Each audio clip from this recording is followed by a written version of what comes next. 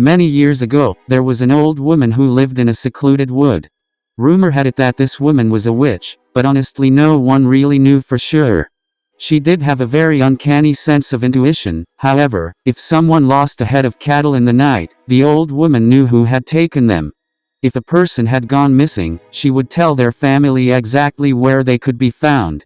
No one knew how she knew these things, but she was rarely if ever wrong. She brewed tinctures and poultices as well for the locals, to cure everything from rheumatism to the common cold. The legend was that all she asked in payment for her services was $1 for herself, and a dime for her blind old coon dog. As is usually the case, she eventually passed away. Her headstone can still be visited in a small, run-down cemetery on the edge of the town she serviced. Anyone can visit her final resting place, and it is advised that you be respectful of it. Greet her cordially, and even say a prayer over it if you like, but never under any circumstances touch anything or step over her grave. The people of the younger generation who never knew the old woman scoff at the old folks when given these warnings. Still, the town is a religious one, and bringing no one dared to defy the warnings, at first. Everything changed when a new family moved into town.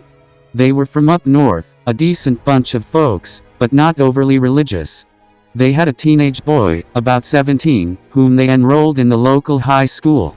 This boy was definitely a bit of an upstart, and seemed to make it his personal mission to challenge every authoritative figure he came across. He started fights at school, routinely talked back to teachers, and even had a few small scrapes with the local law.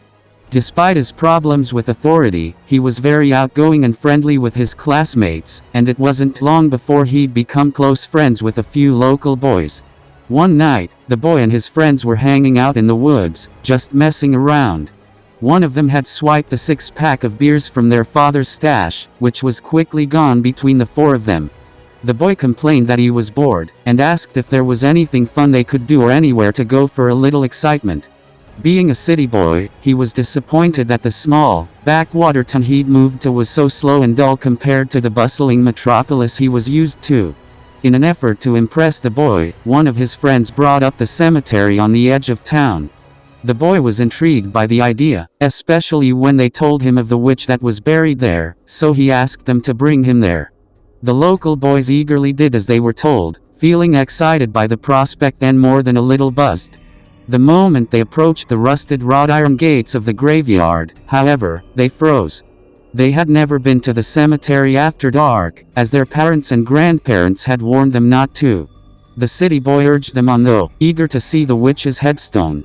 Not wanting to seem weak in front of him, they eventually complied. When they drew near the grave marker, the local boy stopped a good 5 feet from the headstone, and spoke in hushed tones. The minute they'd set foot in the cemetery, the warm summer night felt as bracing cold as winter. The wind blew softly, but there wasn't a sound around them. Normally one could hear crickets or frogs from the nearby pond, but the night air was totally still and silent. The city boy didn't seem to notice or care about the sudden cold and silence, and brazenly stepped right up to the witch's tombstone. He laughed at the other boys for how scared they looked, and scoffed at the moss-covered stone before him. He boasted that there was no such thing as witches, and that they were idiots for believing what their parents and grandparents had told them. Then, as a final stroke of defiance, he pulled out his pocket knife and chipped off one of the small stone flowers that adorned the top of the grave marker. He showed off the flower with glee, then stuffed his prize into his pocket with a grin. The moment he did, lightning forked across the sky. There wasn't supposed to be a storm that night, but when the wind picked up suddenly, thick black clouds covered up the full moon above them. The 3 local boys began to quake, and ran out of the cemetery as fast as their legs could carry them. The city boy followed after at his own pace, mocking them for their fear the entire way. In the days that followed, the city boy began acting strangely. He became withdrawn and anxious overnight, jumping at every noise and quick movement around him. When his friends asked him what was wrong, he would quickly brush them off and change the subject. 1 week after their visit to the cemetery, the city boy asked his friends to come over and spend the night. Apparently his parents were going out of town for the weekend, and left the house in his care while they were gone. When the local boys arrived at the city boy's house, he seemed much more shaken than usual. He looked like he hadn't slept in days, and constantly fidgeted with something in his pocket. Still, he wouldn't tell them what was wrong no matter how they pressed him for answers. In an effort to cut the tense atmosphere, one of the boys suggested they put on a movie. The city boy agreed, but as soon as they turned on the TV, the lights began to flicker on and off all over the house. The city boy began to visibly panic, then looked up at the top of the stairs and froze solid. Suddenly he turned and bolted out the front door with a scream, begging and sobbing to be left alone.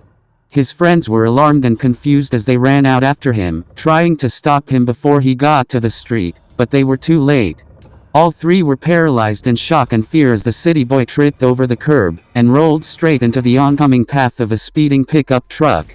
The sheriff and an ambulance were called immediately, but sadly the city boy passed away at the hospital later from his grievous injuries.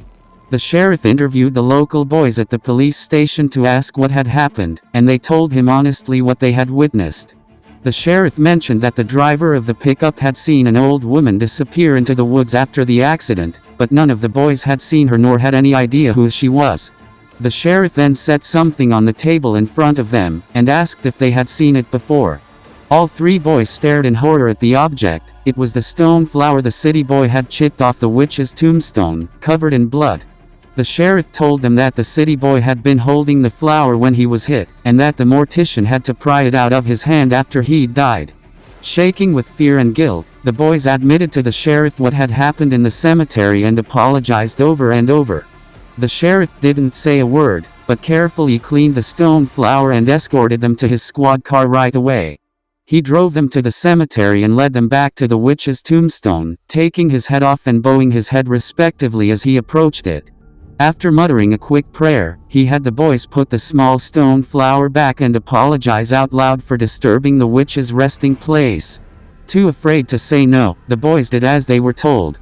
The next morning, the sheriff brought the local pastor out to say a special prayer over the grave, just to ensure that the witch was at rest once more. In the years that have since gone by, there have been others that dared to disturb the witch's resting place. Sometimes they'll chip off a souvenir for themselves from the headstone, but within a week the stone fragments are usually returned one way or another. There are precious few still living today who knew the witch personally, but her legend lives on, as does the legend of the curse. You see, all who have taken a piece from her headstone have suffered incredibly bad luck. Some, like the city boy, have even perished due to mysterious circumstances.